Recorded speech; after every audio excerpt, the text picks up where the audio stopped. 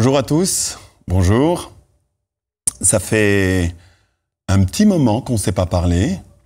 Effectivement, j'ai pas trop fait de vidéos ces derniers mois, je crois depuis 2-3 mois, malgré que David de Agora TV m'a quand même communiqué comme quoi certaines des vidéos dans lesquelles je vous parle sont vues régulièrement.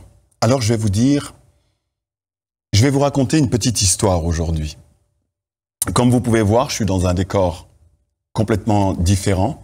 Je suis sur une scène, il y a un grand espace devant moi et dans quelques secondes, vous allez voir pourquoi je vous parle de cette scène. Mais tout d'abord, ces 2-3 derniers mois, j'ai rencontré pas mal de personnes en Suisse romande, dans le canton de Fribourg, des personnes que j'ai rencontrées dans le canton de Vaud, dans le canton de Genève, etc., en me baladant, en vivant et en faisant mon métier qui est dans le domaine de l'événement.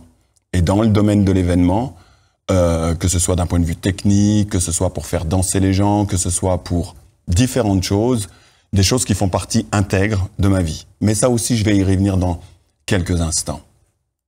Pourquoi suis-je là sur une scène aujourd'hui?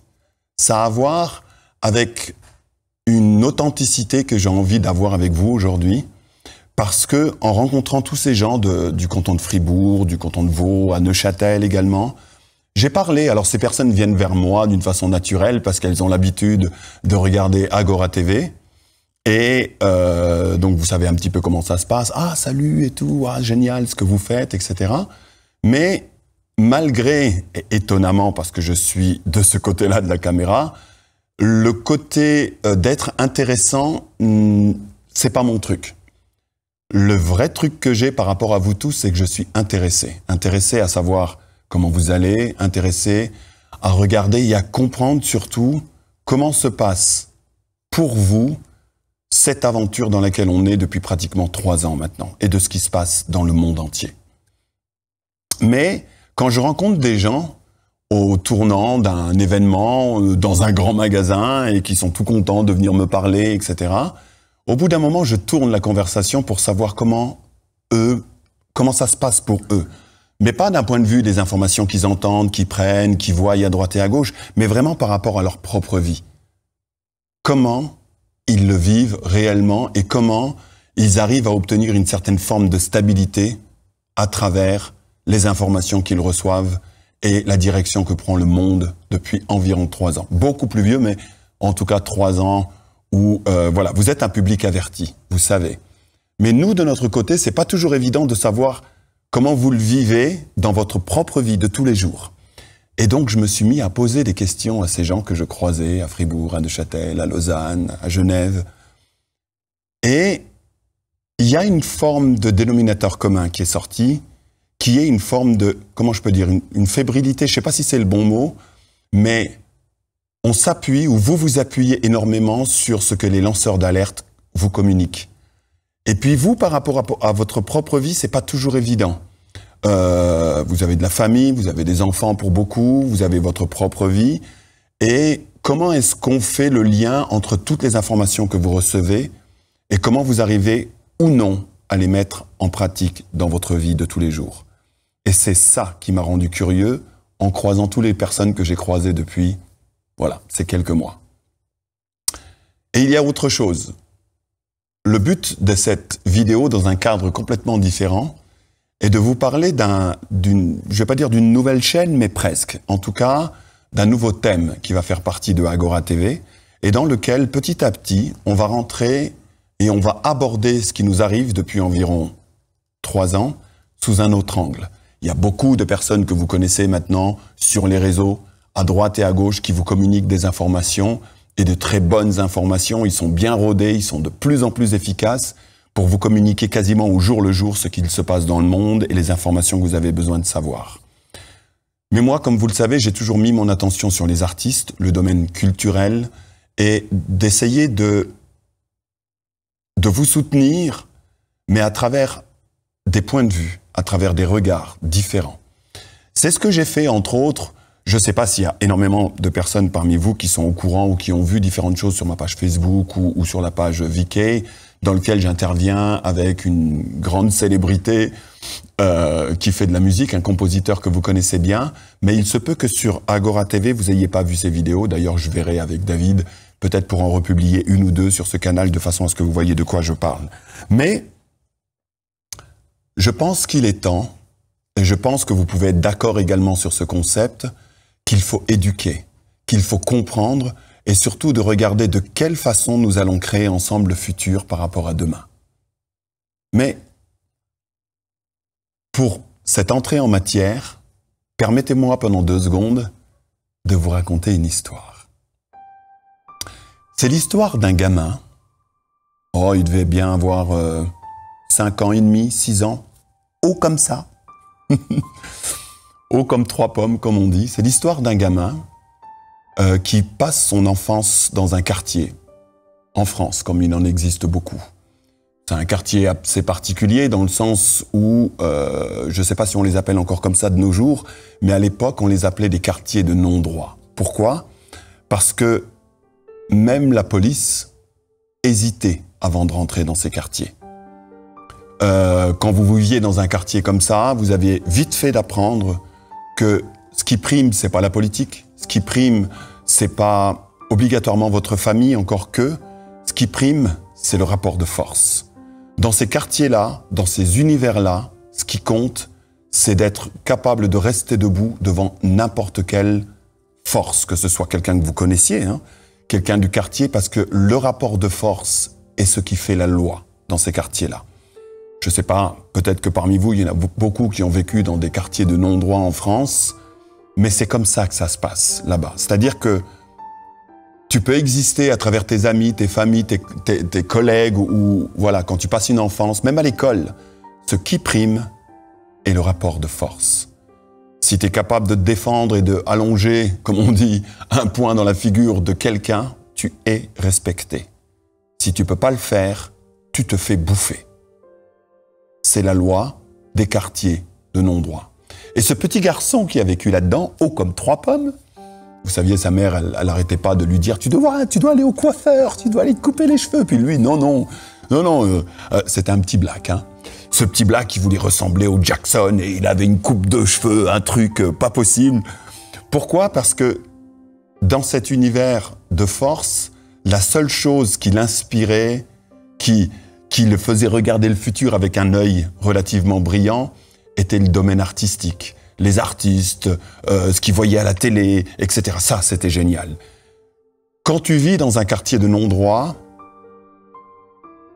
et ce garçon n'y a pas loupé, l'école était une catastrophe. L'éducation publique ou l'école publique était une véritable catastrophe.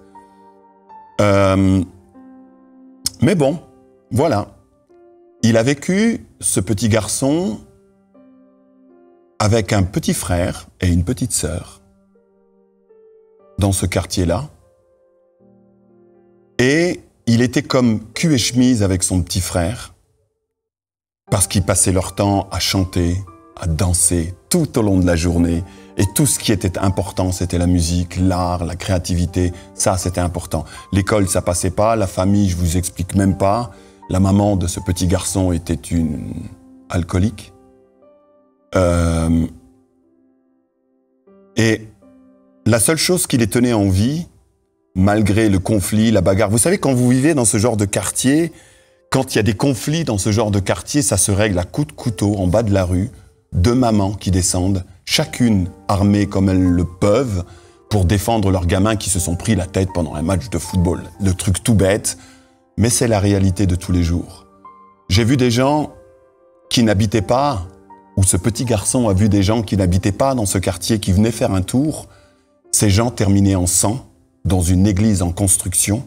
Et vous êtes là en train de regarder les plus grands du quartier qui sont en train de démolir physiquement une personne simplement parce qu'elle s'est baladée dans le quartier. Et vous savez, quand vous avez 6 ans et que vous regardez ça, vous avez vraiment l'impression que les ténèbres est en train de passer dans votre peau, quoi. Donc à un moment donné, quand vous vivez là-dedans, ces 2 petits garçons, tout ce qui restait, c'était la musique, l'art, des artistes qui se produisaient, et vous avez vraiment l'impression que votre oxygène ne vient que de là. Et ce petit garçon qui, avec son petit frère, passait du temps à faire de la musique, chanter, danser, etc., il a continué à grandir, mais un jour, ce petit frère est parti. À l'âge de 14 ans, le petit frère est mort d'un cancer. Et je ne sais pas si ça se fait encore beaucoup de nos jours, mais les éducateurs de quartier, parce qu'à cette époque, il y en avait beaucoup, qui s'occupaient des gamins, dans lesquels ils essayaient de faire attention que ces gamins ne partent pas à la dérive et ne se retrouvent pas rapidement dans la délinquance. Cet éducateur de quartier est venu vers ce garçon qui avait un peu grandi là maintenant. Ils se sont bien rendus compte que sa vie pour lui ne tournait qu'autour de l'art, que les moments où il avait du sourire ou du plaisir de vivre n'étaient que quand il parlait ou s'occupait de la musique, etc. Je pourrais vous donner des tas d'anecdotes sur ce gamin par rapport à la musique et par rapport à l'art. Mais à la mort de ce petit frère, ils se sont rendus compte que si quelque chose n'intervenait pas dans la vie de ce jeune homme, il allait basculer pour de bon dans les ténèbres. Et cet éducateur de quartier avait un frère qui travaillait dans des clubs, etc.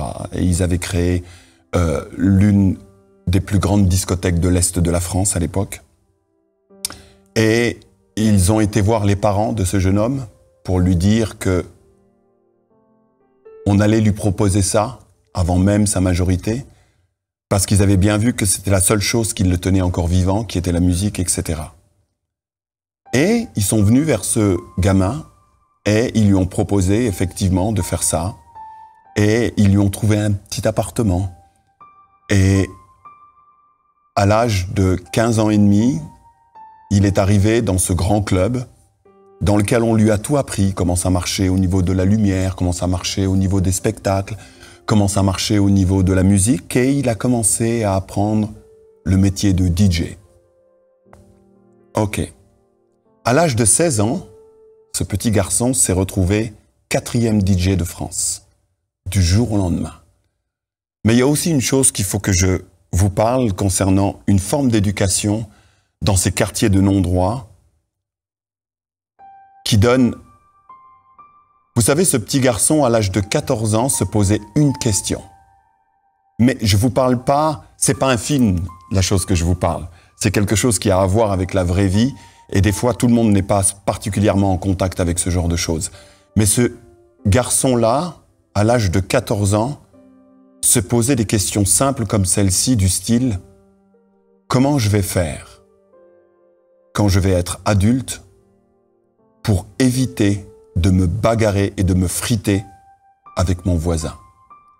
Parce que cette forme d'éducation de force, par la force, dans ces quartiers de non-droit, c'est pas juste un point de vue.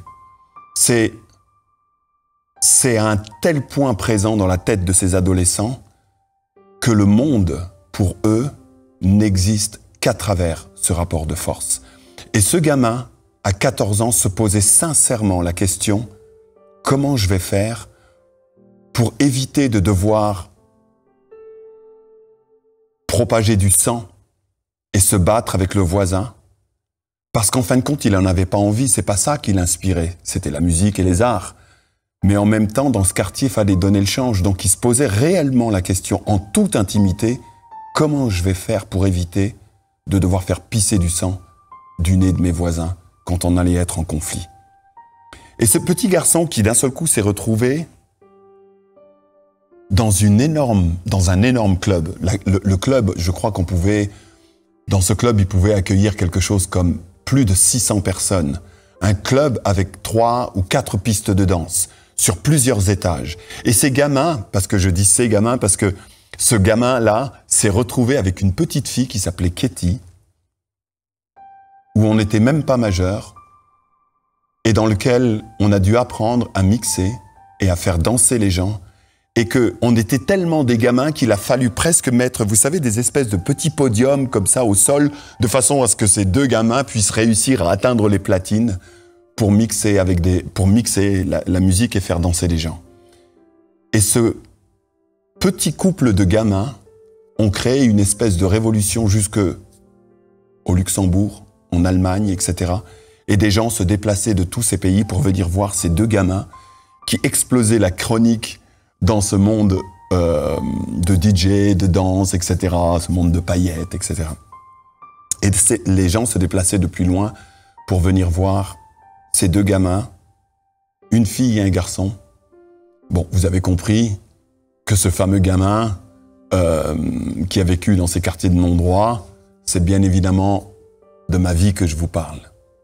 Mais pourquoi je vous ai étalé ça?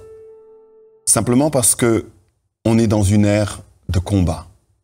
On est dans une ère où il va vraiment falloir retrouver ou avoir ou tenir dans son cœur l'œil du tigre.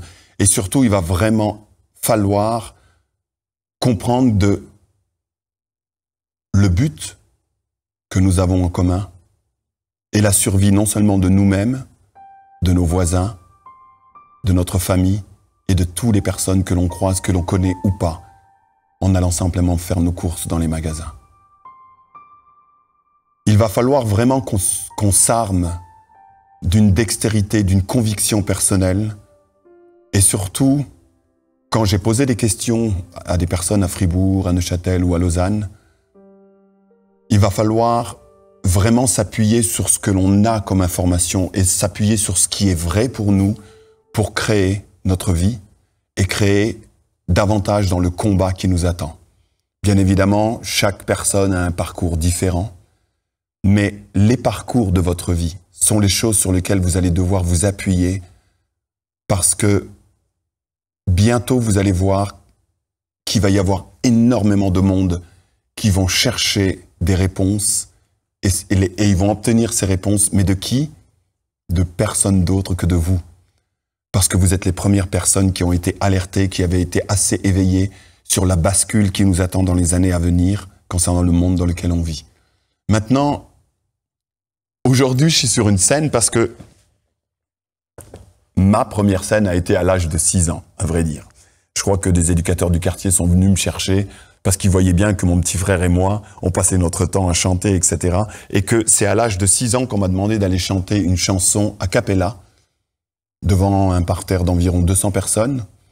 Et c'est à ce moment-là que j'ai su que ma vie, ça allait être ça. Et que malgré tout l'environnement de chaos, l'environnement de sang, l'environnement de bagarre, j'essaye pas de dire que j'ai envie d'être un exemple, mais je sais qu'il y a des personnes qui m'écoutent maintenant, qui viennent de ces quartiers-là. Ne laissez jamais le mal qui vous entoure vous dire que votre vie est déjà tracée. Ne laissez jamais le mal qui vous entoure vous dire que c'est pas possible de prendre votre voix, de prendre un porte-voix et de parler à des milliers, voire des millions de personnes, comme ça s'est passé avec certaines de mes vidéos. Ne laissez jamais l'environnement aussi chaotique qu'il puisse être autour de vous, vous dire que c'est ça qui va dicter votre vie à partir de maintenant. Parce que moi, le petit gamin sur scène qui s'est retrouvé à chanter pour la première fois à l'âge de 6 ans et qui a su que c'était ça sa vie, a fait que maintenant, je me retrouve devant vous. Et si vous n'avez pas vu quelques-unes de mes vidéos, cette vidéo, sur scène, c'est pour vous dire que, si vous êtes déjà au courant, il y a effectivement des grands compositeurs qui se sont mis en contact avec moi après que j'ai sorti cette vidéo il y a 2 ans sur le sujet des artistes. Ces compositeurs ont écrit des chansons que vous chantez tous. Ces compositeurs ont écrit des chansons qui sont dans votre tête jusqu'à ce jour. Et il m'a proposé, comme je l'ai déjà fait dans le passé, c'est-à-dire enregistrer de la musique, chanter, aller en studio, etc. Il m'a proposé d'écrire un album pour moi. Et au début, j'étais pas très chaud. Je me suis dit, avec tout le boulot qu'on a à faire, les émissions, avec Agora TV, avec différents canaux, etc., et toutes les choses que l'on doit bâtir ensemble, je me suis dit, je vais jamais avoir le temps de faire ça. Il a un peu insisté. Ce grand compositeur s'appelle Michel Sioui, il a écrit des chansons comme On va s'aimer, etc., que vous avez tous en tête. Et d'ailleurs, la nouvelle version est petit à petit en préparation. Mais des compositeurs comme ça, des personnes qui écrivent des textes, qui ont travaillé pour TF1, qui ont travaillé pour des grandes émissions que vous connaissez tous, c'est des personnes dans lesquelles on est en contact. avec d'autres titres, avec la création d'une énorme comédie musicale, avec énormément de choses qui vont faire le tour de France bientôt. Mais d'un seul coup, Michel Sioui me dit « Mike, pourquoi est-ce que tu lirais pas les deux choses ?» Et puis moi, je lui dis « De quoi tu parles ?» Il me dit « Oui, tu compartimentes trop. » Je lui dis « De quoi tu parles ?» Et il me dit « D'un côté, tu fais des émissions, tu parles aux gens de liberté, etc. Puis d'un autre côté, tu as tout un job en tant que DJ dans lequel pratiquement chaque semaine, je fais danser des milliers de gens. Je travaille pour des sociétés privées, etc. Et je passe mon temps à travers la musique, comme je l'ai, c'est-à-dire que j'ai jamais enlevé ma casquette depuis que je suis gamin, qui est de servir les autres avec la musique, et je continue à le faire. Je continue à le faire dans différents endroits, mais je compartimente les choses, je les ai pas mis ensemble. Et Michel Sioui me dit, Mag, tu devrais lier les deux choses. Je lui dis, mais comment ça? Comment je vais faire pour... D'un côté, on parle de liberté, de combat, etc. Puis d'un autre côté, je fais danser les gens, etc. Et il me dit justement, qu'est-ce que tu dirais que à la fois les musiques qu'on vient d'écrire, on les propose aux gens, qu'on, dans un futur immédiat ou moins immédiat, je sais pas, ça dépend de ce que l'on va faire avec toute l'équipe d'Agora TV, etc. Mais on va venir vous voir dans les endroits où vous habitez. Et nous allons créer des événements dans lesquels je vais mixer pour vous, on va danser, on va chanter et on va célébrer la vie. Mais en même temps, dans ces événements, il y aura des prestations artistiques avec des titres que vous connaissez, des artistes que vous connaissez, des artistes qui ont nourri la mémoire que nous avons en commun depuis plusieurs générations. Et on va venir dans les villes dans lesquelles vous habitez et on va célébrer la vie. D'accord, on va peut-être pouvoir parler, mais comprenez bien que ça va être sous forme de show, de spectacle, de danse. On ne sera pas là spécialement pour faire des discours. Et si on aura des choses à vous communiquer, elles se feront artistiquement. Et c'est comme ça, avec Michel Sioui, qu'on s'est dit qu'on va mélanger ces deux choses. Et j'ai trouvé l'idée assez géniale. Pourquoi? Parce que vous êtes le fer de lance, et que ce fer de lance a toujours besoin également, de fois, comme vous dites, de remonter les énergies, et que en passant vous voir, pour essayer de s'occuper de vous, mais pas avec des discours, mais avec de l'art, avec de l'esthétique, avec de l'amusement, en faisant que votre lumière prenne une place énorme. Et quelle est la chose sur Terre à mes propres yeux depuis toujours, et qui a été capable de le faire pour moi, de façon à ne pas s'éteindre, a toujours été l'art, la musique, le spectacle, le show. Et en plus, je sais que la capacité de l'art est capable de pouvoir communiquer énormément de choses d'une façon fondamentale pour n'importe quel être humain. Et je trouve que, sur le coup, Michel Sioui a eu une idée très, très brillante. Donc, c'est une émission qui se fait sur scène parce que on va finir par se retrouver sur scène, dans différents endroits. Vous allez, avant qu'on se rencontre sur scène, connaître les titres que Michel Sioui et moi avons écrits et qui sont basés sur des thèmes de liberté, qui sont basés sur des thèmes de culture, qui sont basés sur des thèmes de combat, mais avec d'autres mots et avec un autre langage. Voilà. Aujourd'hui, c'est un peu la première concernant cette émission qui va tourner effectivement autour du thème de l'art, des artistes, et surtout, comme je l'ai fait depuis ces derniers mois, qui consiste à venir vous trouver. Et notre but, en tant qu'artiste, va être de vous monter les énergies. Parce que le monde va avoir besoin de vous. Je ne sais pas si... Je pense, effectivement, que vous avez pas mal suivi les informations. Et rien que les informations que j'ai vues ou écoutées dans des réseaux spéciaux, comme les vôtres, on voit bien qu'il va y avoir une secousse planétaire qui va être imminente dans les mois qui vont venir. Et beaucoup de gens dans le public et les gens que vous voyez tous les jours dans les magasins, etc., n'en sont absolument pas conscients, mais vous le savez.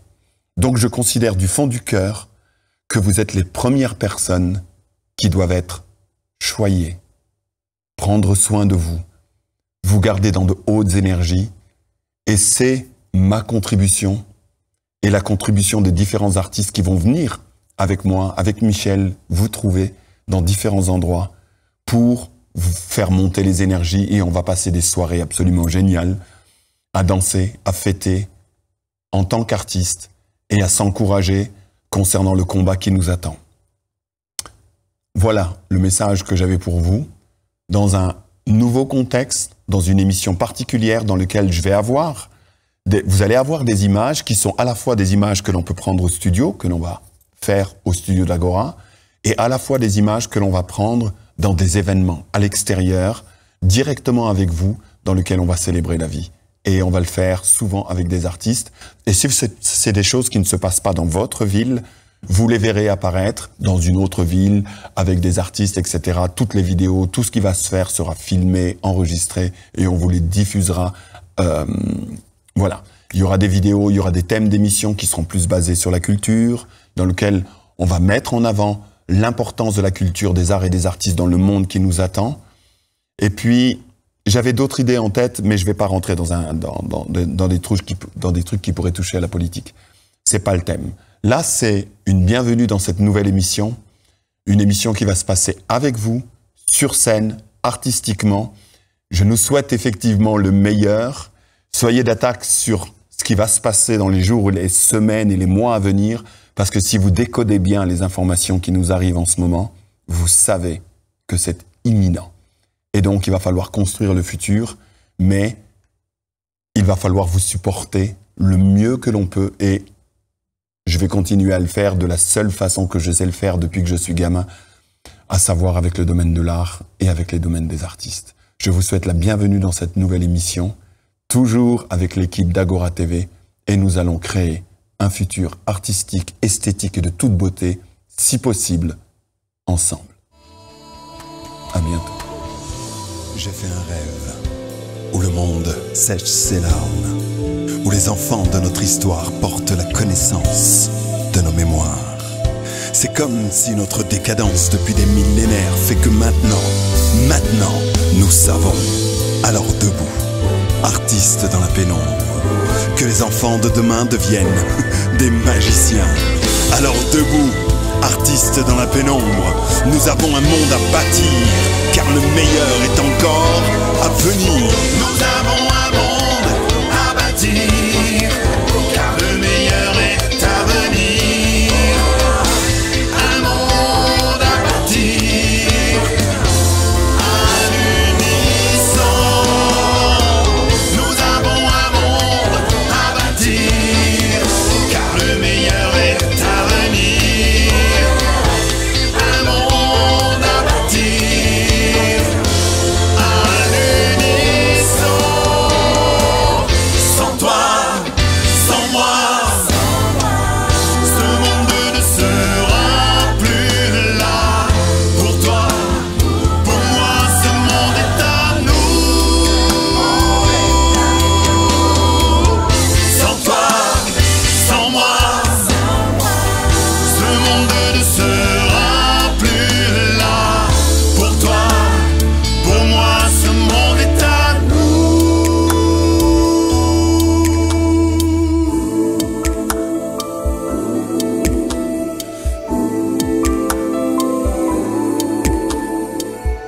Est-ce que tu l'entends, ce cri de nos vies?